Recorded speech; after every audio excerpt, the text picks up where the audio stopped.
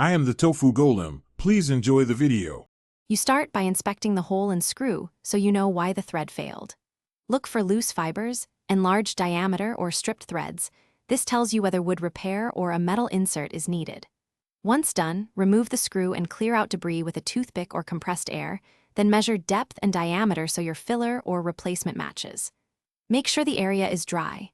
A clean, measured hole sets you up for a durable repair rather than a temporary stopgap. You now choose a repair method based on material. For wood, tightly pack glued toothpicks or a dowel. This restores mass and holds threads.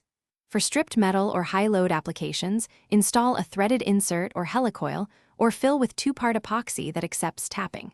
Press filler to full depth and orient fibers to engage the screw. You want solid contact down the entire length. Once filled or installed, let the adhesive or epoxy cure fully burn. You finish by trimming and sanding any excess filler so the hole is flush and centered.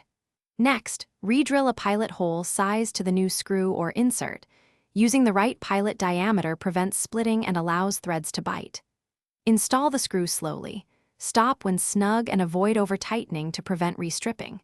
If it fails again, switch to a larger insert, a through bolt with a nut, or move the fastener slightly. This troubleshooting tip saves time and prevents repeated repairs. Thanks for watching. Consider subscribing if we helped you today.